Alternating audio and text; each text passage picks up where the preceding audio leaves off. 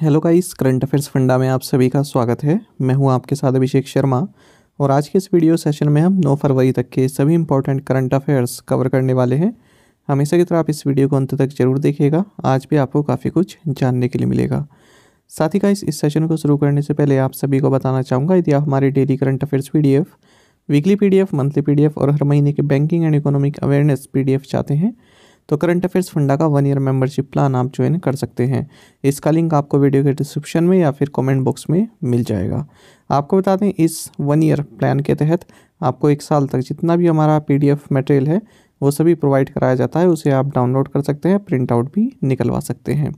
चाहे तो आप हमारी करंट अफेयर्स फंडा ऐप से पढ़ सकते हैं या फिर वेब लॉगिन भी कर सकते हैं अपने लैपटॉप या सिस्टम की मदद से। और सबसे महत्वपूर्ण बात, न केवल बैंकिंग बल्कि SSC, रेलवे और स्टेट PCS, इन सभी एग्ज़ाम्स के लिए हमारा ये कंटेंट यूज़फुल रहता है। कोई भी एग्ज़ाम हो जिसमें करंट अफेयर्स या जनरल अवेयरनेस पूछा जाता है, सब में आपके लिए यूज़फुल रहने वाला है। तो कोई भी अगर आपका डाउट है हमारे इस PDF कोर्स संबंधित तो आप कमेंट बॉक्स में अवश्य लिखिएगा। चलिए फिर करते हैं शुरुआत इस वीडियो सेशन की। सबसे पहले आज का क्वेश्चन देख लेते हैं, इसका आंसर आपको कमेंट बॉक्स में करना है। What is the sanction strength of the supreme court? Bharat के सर्वोच्च न्यायालय में न्यायाधीशों की स्वीकृत संख्या कितनी है, इंक्लूडिंग CGI? ऑप्शन है 35 जजेस, 32 जजेस, 30 जजेस या फिर 34 जजेस। तो जल्दी से आप इस क्वेश्चन का आंसर कमेंट बॉक्स में कर दीजिए, फिर आगे बढ़ेंगे। इसी तरह के क्वेश्चंस यदि आप चाहते हैं प्रैक्टिस करना तो करंट अफेयर्स फंडा का जो टेलीग्राम चैनल है इसी नाम से, उसको ज्वाइन कर लीजिए। उसमें डेली हम आपके लिए करंट अफेयर्स और स्टैटिक GK के करंट अफेयर्स, ये सभी जितने भी MCQs होते हैं ये पोस्ट करते रहते हैं। इसका आंसर भी आपको वहीं पर मिल जाएगा।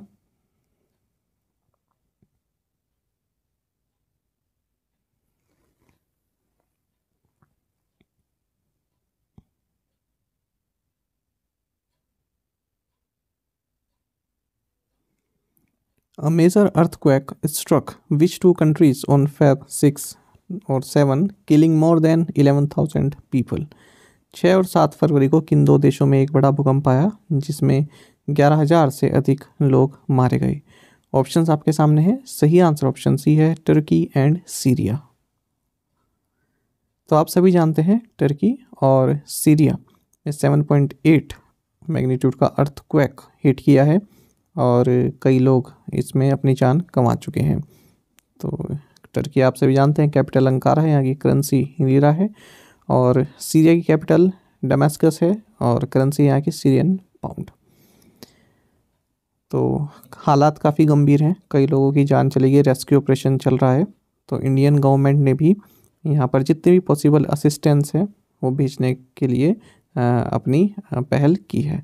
इंडिया के साथ साथ और भी जो डेवलपिंग है, चाहे डेवलप्ड नेशन है जैसे US, UK, कनाडा, चाइना, इन सब ने भी अपनी सहायता भेजी है। भारत ने तो खैर काफ़ी बड़ा दल भेजा है। तो भारत की जो ये कोशिश है ये है ऑपरेशन दोस्त। इसका नाम भारत ने दिया है ऑपरेशन दोस्त। इसके तहत जो भी नेसेसरी सपोर्ट है वो भेजा जा रहा है। टर्की और सीरिया में सर्च एंड रेस्क्यू टीम भेजी गई है, मेडिकल असिस्टेंस भेजा गया है और पहला C-17 IF इंडियन एयरफोर्स का एयरक्राफ्ट भी भेजा गया जिसमें specialised search and rescue team है। सबसे ज़्यादा ज़रूरत इन्हीं की है। ये टर्की के लिए रवाना हो गए हैं। अच्छा, ये न्यूज़ जब मैं पढ़ रहा था तो पाकिस्तान का भी था कि टर्की के साथ संवेदना दिखाने के लिए पाकिस्तान के प्राइम मिनिस्टर शहबाज शरीफ टर्की जाएंगे हाल ही में। तो वहाँ से टर्की की जो गवर्नमेंट है उन्होंने इनडायरेक्टली एक मैसेज भिजवाया है कि अभी हम अपने राहत कार्यों में बिज़ी हैं और अभी किसी भी VIP को हम होस्ट नहीं कर सकते। मतलब कितनी ख़राब डिप्लोमेसी है। आप वहाँ क्या करने जा रहे हैं? आप क्या करोगे? आप सर्च एंड रेस्क्यू ऑपरेशन करेंगे। अच्छा, दूसरी बात यह है पाकिस्तान मदद भी नहीं कर सकता क्योंकि पाकिस्तान खुद इस तरह की कंडीशन से गुजर रहा है, वो खुद मदद मांग रहा है ना। तो कितनी ख़राब डिप्लोमेसी है। आप क्या करेंगे वहाँ जाकर? तो अब वो जो विज़िट थी उसको पोस्टपोन कर दिया गया है पाकिस्तान की ओर से। खैर आगे बढ़ते हैं। Which app has been launched by the Ujjivan Small Finance Bank to provide banking access to individuals with limited reading and writing skills? सीमित पढ़ने और लिखने में कौशल व्यक्तियों को बैंकिंग सुविधाएं या बैंकिंग पहुंच प्रदान करने के लिए उज्जीवन स्मॉल फाइनेंस बैंक द्वारा कौन सा ऐप लॉन्च किया गया है? ऑप्शंस आपके सामने है। सही आंसर ऑप्शन बी है, हेलो उज्जीवन। आपको जानना चाहिए उज्जीवन स्मॉल फाइनेंस बैंक ने हेलो उज्जीवन इस तरह की एक मोबाइल बैंकिंग एप्लीकेशन लॉन्च की है जो कि voice, visual and vernacular enabled features पर आधारित है। और इस ऐप का मकसद ये है कि जो इस तरह के लोग होते हैं जिनकी limited reading and writing skills होती हैं उनको बैंकिंग सुविधाएं प्रोवाइड की जा सके। आपको बता दें ये ऐप 8 रीजनल लैंग्वेजेस में अवेलेबल है, यानी कि वॉइस के थ्रू हिंदी, मराठी, बंगाली, तमिल, गुजराती, कन्नड़, ओरिया एंड असमीश। तो इसमें जो यूज़र है वो ऐप में जो वॉइस का सिस्टम है उसमें बोल सकता है और ट्रांजैक्शन करना चाहे, कोई सर्विस एक्सेस करना चाहे, जैसे लोन EMI पे करना चाहता है या फिर FD या RD अकाउंट ओपन करना चाहता है, फंड ट्रांसफ़र करना चाहता है तो केवल बोल कर सकता है। आपको बता दें ये ऐप Navana.ai के साथ मिलकर क्रिएट की गई है। उज्जीवन स्मॉल फाइनेंस बैंक के बारे में आप जानते हैं। हेडक्वार्टर्स बेंगलुरु कर्नाटक में है। टैगलाइन है built a better life. MD and CEO इतरा टेविस हैं।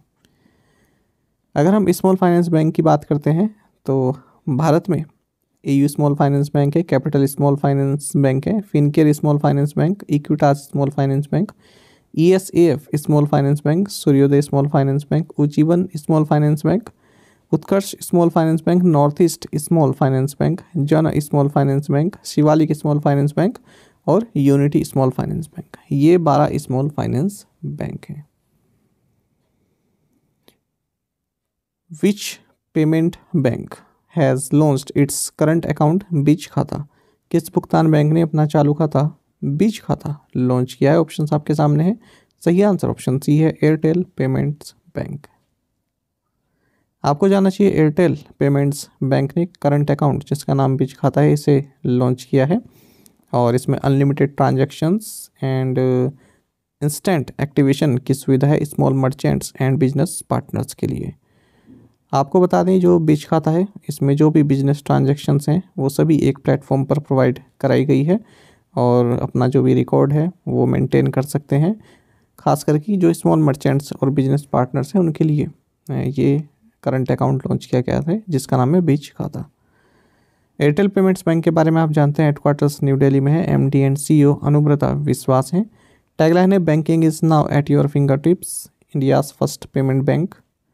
अगर हम पेमेंट बैंक की बात करते हैं तो भारत में 6 पेमेंट्स बैंक हैं। इनके नाम भी देख लेते हैं। Airtel payments bank, India post payments bank, Fino payments bank, Paytm payments bank, Jio payments bank and NSDL payments bank. Where is the National Forensic Sciences University NFSU located? Directorate General of GST Intelligence DGGI signed an MOU with it for setting up of digital forensic labs. राष्ट्रीय forensic विज्ञान विश्वविद्यालय कहाँ स्थित है? GST intelligence महानिदेशालय ने digital forensic lab की स्थापना के लिए इसके साथ एक समझौता ज्ञापन पर हस्ताक्षर किए हैं। सही आंसर ऑप्शन डी है, गांधीनगर। आपको जानना चाहिए directorate general of GST intelligence यानी कि DGGI इन्होंने एक मेमोरेंडम ऑफ अंडरस्टैंडिंग साइन किया है नेशनल फोरेंसिक साइंसेज यूनिवर्सिटी यानी कि NFSU के साथ। इसके तहत एक डिजिटल फोरेंसिक लेबोरेटरी सेटअप की जाएगी और इसके लिए जो इन्फॉर्मेशन है, जो नॉलेज है, जो टेक्निकल एडवांसमेंट है वो प्रोवाइड कराएगा नेशनल फोरेंसिक साइंसेज यूनिवर्सिटी। आपको जानना चाहिए जो ये DGGI यानी कि directorate general of GST intelligence ये एक अपेक्स इंटेलिजेंस ऑर्गेनाइजेशन है central board of indirect taxes and customs के तहत। और GST में कोई इवेजन कर रहा है तो उसको चेक करने का जिम्मा इसके पास है। बात करें अगर हम नेशनल फोरेंसिक साइंसेज यूनिवर्सिटी की तो ये गांधीनगर गुजरात में स्थित है और भारत की पहली और इकलौती इंस्टीट्यूट है फोरेंसिक साइंसेज से संबंधित। Which fintech company has acquired digital lending platform Upwards Fintech Private Limited for 100 crore rupees? किस फिनटेक कंपनी ने 100 करोड़ रुपए में digital lending platform Upwards fintech private limited का अधिग्रहण किया है? ऑप्शंस आपके सामने है। सही आंसर ऑप्शन डी है, लैंडिंग कार्ड। देखिए fintech company Lendingkart technologies private limited, इन्होंने digital lending platform Upwards fintech private limited को 100 करोड़ रुपीस में एक्वायर कर लिया है। अगर हम बात करते हैं अपवर्ड्स की, तो 2017 में इसकी स्थापना की गई थी। ये जो सैलरीड प्रोफेशनल्स हैं उनको पर्सनल लोन्स ऑफर करता है कम्पिटिटिव प्राइसिंग पर। अगर हम बात करें लैंडिंग कार्ड की, तो 2014 में हर्षवर्धन लूनिया द्वारा इसकी स्थापना की गई। इसके ऑफिसेस अहमदाबाद, बेंगलुरु, मुंबई और गुड़गांव में है। अच्छा, एक और फिनटेक कंपनी संबंधित करंट अफेयर है, वही मैंने इसी के साथ क्लब कर दिया है, आपको जानना चाहिए। मोबीक्विक, ये फर्स्ट फिनटेक ऐप बन गई है जो यूपीआई पर रुपे क्रेडिट कार्ड को सपोर्ट करती है। Which region is the focus of the Yuva Sangam portal? Yuva Sangam portal किस क्षेत्र पर केंद्रित है? ऑप्शंस आपके सामने है। सही आंसर ऑप्शन डी है, नॉर्थ ईस्ट इंडिया। देखिए युवा संगम रजिस्ट्रेशन पोर्टल हाल ही में एजुकेशन मिनिस्टर धर्मेंद्र प्रधान द्वारा लॉन्च किया गया है न्यू दिल्ली में। आपको जानना चाहिए युवा संगम ये एक इनिशिएटिव है जो कि प्राइम मिनिस्टर नरेंद्र मोदी द्वारा लिया गया है, ताकि जो नॉर्थ ईस्ट रीजन के यूथ हैं उनको रेस्ट ऑफ इंडिया से कनेक्ट किया जा सके अंडर द स्पिरिट ऑफ एक भारत श्रेष्ठ भारत। तो इस इनिशिएटिव के तहत जो नॉर्थ ईस्ट रीजन के जो यूथ हैं 18 से 30 साल के, उन्हें अपॉर्चुनिटी मिलेगी कि वो नॉर्थ ईस्ट के अलावा जो डिफरेंट स्टेट्स हैं हमारे कंट्री में उनको समझ सकते हैं, उनकी आर्ट को, कल्चर को, लैंग्वेजेस को। How much have been allotted for MNREGA in the 2023-24 budget? 2023-24 के बजट में मनरेगा के लिए कितना आवंटन किया गया है? ऑप्शंस आपके सामने है। सही आंसर ऑप्शन ए है, 60,000 करोड़ रुपीज़। देखिए इस बार का जो यूनियन बजट है इसमें सेंट्रल गवर्नमेंट ने जो Mahatma Gandhi national rural employment guarantee scheme यानी कि मनरेगा, इसमें जो एलोकेशन है उसको कट किया है 2023-24 के लिए, वो भी 21.66% से। आपको बता दें जीडीपी के 0.2% से भी कम है और अब तक का लोवेस्ट है यदि हम as a percentage of GDP की बात करते हैं। तो फाइनेंस मिनिस्टर निर्मला सीतारमन ने 60,000 करोड़ रुपए मनरेगा स्कीम के लिए अलॉट किए हैं, जो कि बजटरी एस्टिमेट ऑफ 73,000 करोड़ रुपए से कम है। यहाँ तक कि जो रिवाइज्ड एस्टिमेट है 89,400 करोड़ करंट फाइनेंशियल ईयर के लिए, इससे भी कम है। अगर हम मनरेगा की बात करते हैं, कई बार हम पढ़ चुके हैं, वर्ल्ड की लार्जेस्ट एम्प्लॉयमेंट गारंटी प्रोग्राम है 2005 से, और एक्ट था ये Mahatma Gandhi national rural employment guarantee act 2005। इसमें 100 डेज़ का वर्क प्रोवाइड कराया जाता है जो रूरल हाउस होल्ड हैं उनको। मिनिस्ट्री ऑफ रूरल डेवलपमेंट इसको इम्प्लीमेंट करती है स्टेट गवर्नमेंट के साथ मिलकर।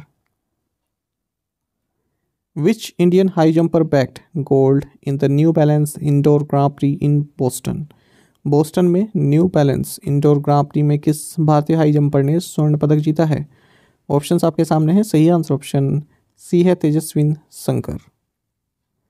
देखिए हाई जंपर है तेजस्विन शंकर। पहले तो आपको ये जानना चाहिए तेजस्विन शंकर किस खेल से संबंधित हैं, तो एथलेटिक्स से संबंधित है, हाई जंपर हैं ये। इन्होंने new Balance indoor grand pre जीत लिया है जो कि बोस्टन यूएसए में हुआ है। तो इन्होंने जो हाई जंप लगाई है 2.26 मीटर की लगाई है। आपको बता दें सेकंड नंबर पर बहामास के डोनाल्ड थॉमस रहे, ये भी काफ़ी चैम्पियन खिलाड़ी हैं, 2007 के वर्ल्ड चैम्पियन हैं और 2010 में कॉमनवेल्थ गेम्स में गोल्ड मेडल भी इन्होंने जीता है। तो इन्हें पीछे छोड़ दिया तेजस्विन शंकर ने। Uttar Pradesh chief minister Yogi Adityanath inaugurated the VFS global visa application centre in which city? Uttar Pradesh के मुख्यमंत्री योगी आदित्यनाथ ने किस शहर में VFS global visa application centre का उद्घाटन किया? ऑप्शंस आपके सामने हैं। सही आंसर ऑप्शन सी है, लखनऊ। आपको जानना चाहिए उत्तर प्रदेश के चीफ मिनिस्टर योगी आदित्यनाथ ने लखनऊ में VFS global visa application centre को इनॉग्रेट किया है। तो इसकी सहायता से अब जब ये सेंटर खुल गया है तो जो भी वीज़ा एप्लीकेशन प्रोसेस है 10 कंट्रीज़ के लिए, वो काफ़ी आसान हो जाएगा। उसकी जो फॉर्मेलिटीज़ हैं वो इस सेंटर पर की जा सकती हैं सिटीजन्स के द्वारा। आपको बता दें जो भी वीज़ा एप्लीकेशन सेंटर ये इनॉग्रेट किया गया है लखनऊ में, इसके तहत जो 10 कंट्रीज़ हैं ऑस्ट्रिया, नीदरलैंड, चेक Republic, Switzerland, Estonia, Hungary, Portugal, Germany, Italy and Saudi Arabia, इनके लिए जो एप्लीकेशन प्रोसेस है वो काफ़ी आसान हो जाएगा। अच्छा, उत्तर प्रदेश से संबंधित एक और करंट अफेयर आपको जानना चाहिए। योगी आदित्यनाथ ने आरोहिणी इनिशिएटिव ट्रेनिंग प्रोग्राम लॉन्च किया 746 कस्तूरबा गांधी बालिका विश्वविद्यालय में, जो कि राज्य में स्थित है। किस लिए? For safety and security of girls. तो जो भी अंडर प्रिविलेज्ड सेक्शन की जो डॉटर्स हैं, जो गर्ल्स हैं, उनको कैपेबल बनाने के लिए, सेल्फ रिलायंट बनाने के लिए ये Arohini initiative training programme launch किया गया है उत्तर प्रदेश गवर्नमेंट के द्वारा। Which state has launched India's first new mobility focused cluster to attract investors? किस राज्य ने निवेशकों को आकर्षित करने के लिए भारत का पहला नया मोबिलिटी केंद्रित क्लस्टर लॉन्च किया है? ऑप्शंस आपके सामने है। सही आंसर ऑप्शन सी है, तेलंगाना। देखिए, तेलंगाना गवर्नमेंट ने इंडिया का first new mobility focused cluster, जिसका नाम है तेलंगाना मोबिलिटी वैली, TMV, इसको लॉन्च किया है। इसका मकसद है राज्य में 50,000 करोड़ रुपए का इन्वेस्टमेंट लाना और अगले 5 सालों में 4 लाख जॉब्स क्रिएट करना। तेलंगाना की बात करते हैं, कैपिटल हैदराबाद है, गवर्नर तमिलिसाई सौंदरराजन है, चीफ मिनिस्टर के चंद्रशेखर राव हैं। Who has been appointed by Vedanta as the chief executive officer of its semiconductor business? Vedanta ने अपने सेमीकंडक्टर व्यवसाय के मुख्य कार्यकारी अधिकारी के रूप में किसे नियुक्त किया है? ऑप्शंस आपके सामने है। सही आंसर ऑप्शन बी है, डेविड रीड। देखिए, वेदांता, इन्होंने डेविड रीड को अपने सेमीकंडक्टर बिजनेस के चीफ एग्जीक्यूटिव ऑफिसर नियुक्त किया है। आपको बता दें, जो मिस्टर रीड हैं, ये NXP सेमीकंडक्टर्स में कार्य कर चुके हैं और उसके बाद अब इन्होंने वेदांता को ज्वाइन किया है। अच्छा, वेदांता से ही संबंधित एक और करंट अफेयर आपको जानना चाहिए। फॉक्सकॉन और वेदांता, इन्होंने हाल ही में European chip maker ST micro electronics, इसके साथ भी पार्टनरशिप की है। भारत में जो अपनी सेमीकंडक्टर चिप मैन्युफैक्चरिंग यूनिट है, इसके लिए टेक्नोलॉजी पार्टनर बनाया है इसने ST माइक्रो इलेक्ट्रॉनिक्स को, तो ये भी महत्वपूर्ण है। अच्छा, इससे पहले आगे बढ़े, मैं आपको बता दूं, जो इकोनॉमिक सर्वे है उसमें काफ़ी महत्वपूर्ण जानकारी दी गई है, जो कि आपके लिए यूज़फुल हो सकती है, एग्ज़ाम में पूछ ली जाती है। जब पूछ ली जाती है फिर ये समझ नहीं आता कि ये आखिर पूछे कहाँ से गए हैं पॉइंट्स, है ना। देखिए, जैसे ये है, ये सब मैंने कल टेलीग्राम पर शेयर किए, आप नोट कर लीजिएगा। केवल कुछ ही पॉइंट नोट कीजिएगा, जो मैंने हाईलाइट किए हुए हैं, ये आपके लिए महत्वपूर्ण है। देखिए, जैसे आप देख सकते हैं, वर्ल्ड इन्वेस्टमेंट रिपोर्ट के बारे में बताया गया है कि 7 लार्जेस्ट रेसिपेंट रहा है FDI का भारत 2021 में। और फिर आप यहाँ पर नीचे देख सकते हैं FDI की जो सीलिंग इंश्योरेंस कंपनीज में ये कितनी है। दूसरी साइड आए तो अकाउंट एग्रीगेटर के बारे में काफ़ी सिंपल टर्म में बताया गया है, आपसे पूछा जा सकता है, आपको समझ होनी चाहिए क्या होता है अकाउंट एग्रीगेटर। नीचे देखें, फिर इंडियन इंश्योरेंस मार्केट के बारे में बताया गया है कि 10th लार्जेस्ट है वर्ल्ड में और 2032 तक 6th लार्जेस्ट हो जाएगा। इसी तरह से ये है, India becomes the world's 3rd largest automobile market. पूछ लेते हैं ऑटोमोबाइल मार्केट में भारत की रैंक क्या है। फिर नीचे फार्मास्यूटिकल इंडस्ट्री के बारे में बताया गया, ये भी काफ़ी महत्वपूर्ण है, हाल ही में एक एग्ज़ाम में पूछा गया था। तो भारत जो है 3rd है, अगर हम फार्मा प्रोडक्शन की बात करें तो 3rd रैंक पर है वॉल्यूम वाइज, और 14th पोजीशन पर है वैल्यू वाइज फार्मा में। अच्छा, नीचे आ जाइए, फिर यहाँ पर लाइफ इंश्योरेंस के बारे में बताया गया है जानकारी। लाइफ इंश्योरेंस, जो इंश्योरेंस से संबंधित टॉपिक है ना, वो तो आपको कई सारे मिल जाएंगे इसमें इकोनॉमिक सर्वे में, ठीक है। अच्छा, इनको देखने का तरीका क्या होता है, जैसे आपको ये देखना है रैंक क्या है, कोई डॉक्यूमेंट है उसमें आपको देखना है कि रैंक क्या है। सिंपल है, कंट्रोल F दबाइए, सर्च बॉक्स खुल जाएगा, उसमें रैंक डालिए। जैसे ही आप रैंक सर्च करेंगे तो जहाँ जहाँ भी रैंक होगा वो डॉक्यूमेंट में खुल जाएगा, तो उससे आपको पता चल जाएगा कि जहाँ भी ऐसा लिखा है कि भारत की रैंक इतनी है, वो सब आपको एक एक बारी में मिलते जाएंगे। इस तरह से आप इकोनॉमिक सर्वे खोलिए, कंट्रोल F दबाइए, सर्च बॉक्स खोलेगा, उसमें इंश्योरेंस टाइप कीजिए, जो भी इंश्योरेंस से संबंधित जहाँ जहाँ भी इंश्योरेंस टर्म आई होगी उसको आप एक बार पढ़ लीजिए। या फिर बैंकिंग डालिए, बैंक डालिए, केवल बैंक से संबंधित जितनी भी न्यूज़ होगी वो चलती जाएगी, है ना। तो इस तरह से आप देख सकते हैं। तो इसके लिए टेलीग्राम आप ज्वाइन कर लीजिएगा, उसमें ये सभी कई सारी पोस्ट मैंने डाली हुई हैं, 1 लाइनर के हिसाब से आप इनको नोट डाउन कर लीजिएगा। और किसी दिन आप अपने लिए एक टाइम निकालिए, संडे को या जब भी, और इस इकोनॉमिक सर्वे में थोड़ा सा एक मतलब बर्ड्स आई व्यू देख लीजिए। Who has announced a global climate resilience fund of $50 million for women to fight climate change. जलवायु परिवर्तन का सामना करने के लिए महिलाओं हेतु $50 मिलियन के ग्लोबल क्लाइमेट रेजिलियंस फंड की घोषणा किसने की है? ऑप्शंस आपके सामने है। सही आंसर ऑप्शन बी है, हिलरी क्लिंटन। देखिए, former US secretary of state Hillary Clinton, इन्होंने अमेरिकन इंडियन फाउंडेशन सेवा से यानी कि सेल्फ एम्प्लॉयड वुमेन्स एसोसिएशन, जिसकी स्थापना लेट एक्टिविस्ट इला भट्ट ने की थी, और भी अदर ऑर्गेनाइजेशंस के साथ मिलकर $50 मिलियन का global climate resilience fund launch किया है महिलाओं के लिए to fight climate change. And this fund will empower women and communities to fight climate change and help provide new livelihood resources and education. Which of the following has become the first fintech firm to allow UPI payments abroad? निम्नलिखित में से कौन विदेश में UPI भुगतान सेवा लागू करने वाली पहली फिनटेक फर्म बन गई है? ऑप्शंस आपके सामने है। सही आंसर ऑप्शन बी है, फोनपे। आपको जानना चाहिए फोनपे, जिसका कि अगर हम नंबर ऑफ UPI ट्रांजैक्शंस की बात करें तो सबसे बड़ा मार्केट शेयर है भारत में। ये अब इंटरनेशनल पेमेंट्स भी सपोर्ट कर रहा है। जो इंडियंस हैं जो अब्रॉड ट्रैवल कर रहे हैं, तो वे जो फॉरेन मर्चेंट्स हैं, जो फॉरेन व्यापारी हैं वहाँ पर, उनको UPI की मदद से पेमेंट कर सकते हैं। तो इस तरह की सुविधा प्रोवाइड कराने वाला ये फर्स्ट फिनटेक प्लेटफॉर्म बन गया हमारे देश में। तो जो ट्रांजैक्शन है ये बिल्कुल जैसे इंटरनेशनल डेबिट कार्ड कार्य करता है उसी तरह से करेगा, और फॉरेन करेंसी यूज़र के बैंक अकाउंट से डिडक्ट हो जाएगी। तो फिलहाल ये UAE, सिंगापुर, नेपाल, भूटान में जहाँ भी व्यापारियों के पास QR कोड है वहाँ पर इस तरह की फैसिलिटी अवेलेबल है। आपको बता दें, पिछले महीने की बात है, national payments corporation of India ने कहा था कि NRIs from 10 countries, Singapore, Australia, Canada, Hong Kong, Oman, Qatar, USA, Saudi Arab, UAE and United Kingdom, हाल ही में ये सभी में जो रहने वाले NRIs हैं ये UPI पेमेंट्स कर सकेंगे without Indian phone number. Who is the target group for the digital skills program by Reliance Jio and GSM में? रिलायंस जियो और GSM में द्वारा डिजिटल कौशल कार्यक्रम के लिए लक्षित समूह कौन है? ऑप्शंस आपके सामने हैं। सही आंसर ऑप्शन सी है, रूरल वुमेन इन इंडिया। देखिए, रिलायंस जियो और global mobile network operators organization GSM में इन्होंने अनाउंस किया है कि हम डिजिटल स्किल्स प्रोग्राम लॉन्च कर रहे हैं ताकि भारत में जो रूरल वुमेन है उनको ट्रेन किया जा सके।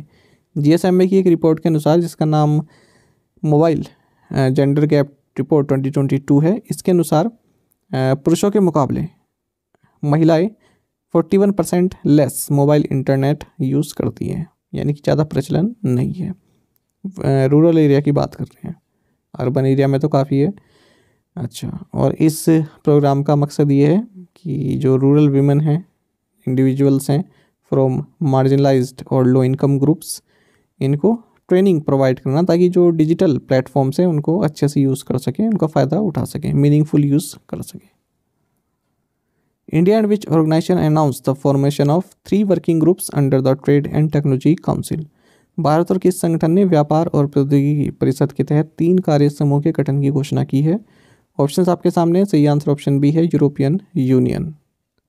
आपको जानना चाहिए, भारत और यूरोपियन यूनियन ने 3 वर्किंग ग्रुप्स के फॉर्मेशन की स्थापना की है under the trade and technical council, जिससे कि यूरोपियन यूनियन और इंडिया के बीच जो स्ट्रेटेजिक टाइज हैं उनको और मजबूत बनाने के लिए स्थापित किया गया था। आपको बता दें, इंडिया और यूरोपियन यूनियन ने अप्रैल 2022 में इस ट्रेड एंड टेक्नोलॉजी काउंसिल को स्थापित करने पर सहमति जताई थी ताकि जो भी ट्रेड से संबंधित इश्यूज़ हैं उनको दूर किया जा सके। अच्छा, ये जो वर्किंग ग्रुप है ये कुछ क्रिटिकल इश्यूज़ कवर करेगा, उनको देख लेते हैं। Strategic technologies, digital governance and connectivity, green and clean energy technologies and trade, investment and resilient value chains. Which PSU has signed a memorandum of understanding with Indonesia, Malaysia, Thailand Growth Triangle Joint Business Council Malaysia? किस PSU ने Indonesia, Malaysia, Thailand growth triangle joint business council Malaysia के साथ एक समझौता ज्ञापन पर हस्ताक्षर किए हैं? ऑप्शंस आपके सामने है। सही आंसर ऑप्शन डी है, एनर्जी एफिशिएंसी सर्विसेज लिमिटेड। तो आपको जानना चाहिए, हाल ही में बेंगलुरु में working group meeting of G20 on energy transition ये कंक्लूड हुआ। इसी मौके पर, यानी कि इसी के साथ में ही भारत ने एक मेमोरेंडम ऑफ अंडरस्टैंडिंग भी साइन किया है Indonesia, Malaysia, Thailand growth triangle joint business council Malaysia के साथ, ताकि एनर्जी एफिशिएंसी को अडॉप्ट करने का जो कार्य है उसको प्रमोट किया जा सके, सस्टेनेबल प्रैक्टिसेस को प्रमोट किया जा सके। तो energy efficiency services limited EESL, जो कि एक पब्लिक सेक्टर अंडरटेकिंग है under the ministry of power, इसने MOU साइन किया है IMTGT JBC मलेशिया के साथ, जो कि हम ऊपर डिस्कस किया।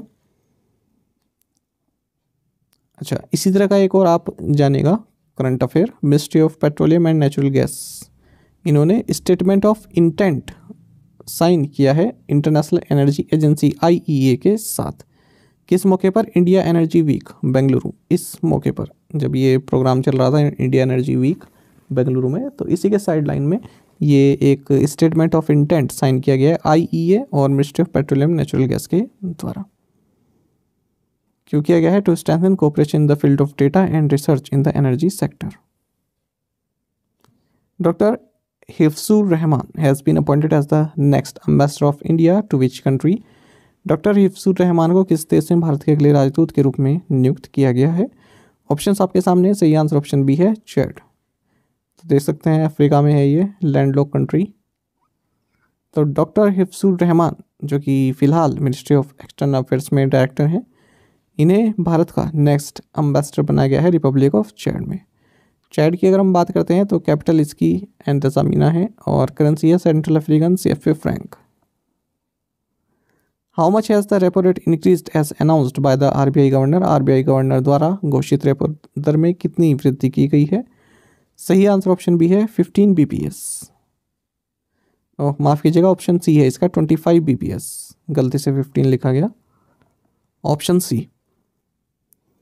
जानेगा reserve bank of India governor Shaktikanta Das, इन्होंने रेपो रेट हाइक अनाउंस किया है 25 बेसिस पॉइंट से, और इसी के साथ जो बेंचमार्क इंटरेस्ट रेट है ये 6.50% हो गया है। जो मॉनेटरी पॉलिसी कमेटी है उन्होंने डिसीजन 4-2 से दिया है, यानी कि 4 एग्री 2 डिसएग्री। आपको बता दें 2023 का ये फर्स्ट हाइक है, और इससे पहले रेपो रेट को हाइक किया गया था 35 BPS से दिसंबर 7 को। तो जो मॉनेटरी पॉलिसी कमेटी है इन्होंने जो अकोमोडेटिव स्टांस है उसको भी विड्रॉल करने का डिसाइड किया है। 6 फरवरी को ये मॉनेटरी पॉलिसी की मीटिंग हुई और कंक्लूड हुई 8 फरवरी को। जो MSF है और बैंक रेट है ये 6.75% रहा है, यानी कि मार्जिनल स्टैंडिंग फैसिलिटी MSF, और जो STF है स्टैंडिंग डिपॉजिट फैसिलिटी ये 6.25% इंक्रीज़ हो गई है। इसमें बताया गया है जो इन्फ्लेशन है नेक्स्ट फिस्कल ईयर में ये 5.3% रह सकता है 2023-24 के लिए, जिसमें कि क्वार्टर फर्स्ट में 5%, क्वार्टर सेकंड में 5.4%, क्वार्टर थर्ड में 5.4%, क्वार्टर फोर में 5.6%। RBI ने जो रियल GDP ग्रोथ है फिस्कल 24 के लिए 6.4% रखी है, वहीं फिस्कल 23 के लिए 7%। MPC ने जो फिस्कल 24 का फर्स्ट क्वार्टर है इसमें ग्रोथ 7.8% बताई है, सेकंड क्वार्टर में 6.2%, थर्ड क्वार्टर में 6% और फोर्थ क्वार्टर में 5.8%। तो इस तरह से आप देख सकते हैं, यहाँ से और अच्छे से आपको क्लियर हो जाएगा। Repo rate, STF, GTB projection, inflation projection और CPI इन्फ्लेशन आउटलुक देख सकते हैं यहाँ पर हर एक क्वार्टर की GTB प्रोजेक्शन और इन्फ्लेशन प्रोजेक्शन भी देख सकते हैं। ये इमेजेस भी मैं आपको टेलीग्राम पर शेयर कर दूंगा। चलिए प्रीवियस असाइनमेंट क्वेश्चंस के आंसर देखते हैं। Which state has approved new industrial and electric vehicle policies? Punjab. To which country did the Exim bank extend a $500 million credit line? Sri Lanka. The Pradhan Mantri Awas योजना outlay has increased by 66% to over ₹79,000 crore. Who has been included in the oversight committee formed by the Union Sports Ministry to investigate allegations? Babita Phogat. Prime Minister Narendra Modi inaugurated India Energy Week 2023 in Bengaluru, which is being held from 6th to 8th February 2023. आप में से कई aspirants ने बिल्कुल सही answer दिया है, इसी तरह से पार्टिसिपेट करते रहिए। चलिए आज के असाइनमेंट क्वेश्चंस देख लेते हैं। Who is the current union finance secretary? What was India's rank in the Ease of Doing Business Index in 2022? The Adani Thermal Power Project in Jharkhand's Koda was supposed to supply electricity to which neighboring country by January 2022 but breached the deadline? While mangroves in India are distributed across 9 states and 3 union territories, which state has the highest mangrove cover? Royal scion Pradyot Vikram Manikya Debbarma is the chairperson of which new political party in Tripura that will be going to polls shortly। अच्छा, जो इसमें आप ये शब्द देख रहे हैं ना, रॉयल सियोन, SCION, इसका मतलब होता है कोई बहुत, जैसे रॉयल फैमिली होती है या फिर बहुत वेल्दी फैमिली होते हैं, तो उनके जो बच्चे होते हैं, है ना, जो यंग जनरेशन, उनके बोलते हैं सियोन। जैसे राहुल गांधी को आप कह सकते हैं या फिर ज्योतिरादित्य सिंधिया को आप कह सकते हैं, है ना। तो ये सब क्या है, कहते हैं ना, आंखों का तारा होना, काफ़ी वेल्दी फैमिली से होना, जो उनके बच्चे होते हैं उनको बोलते हैं सियोन। ये शब्द कई बार आपको मिल जाएगा, जो पैराग्राफ्स आते हैं ना कॉम्प्रिहेंशन वगैरह, उनमें मिल जाएगा, और वन वर्ड सब्स्टिट्यूशन में भी मिल जाएगा। साथ ही करंट अफेयर्स फंडा को आप टेलीग्राम पर भी ज्वाइन कर सकते हैं। यहाँ पर रेगुलर वीडियो अपडेट्स और करंट क्विजेस हम आपके लिए डालते रहते हैं। साथ ही डिस्कशन ग्रुप में आप किसी भी क्वेश्चन का सोल्यूशन पा सकते हैं। दोस्तों, यहाँ पर हमारे करंट अफेयर्स की प्लेलिस्ट दी गई है, इसको आप जरूर देखें। अपने दोस्तों के साथ, फेलो स्टूडेंट के साथ हमारे करंट अफेयर्स को शेयर जरूर करें। आज का ये सेशन आपको कैसा लगा कमेंट बॉक्स में अवश्य बताइएगा। Thank you guys.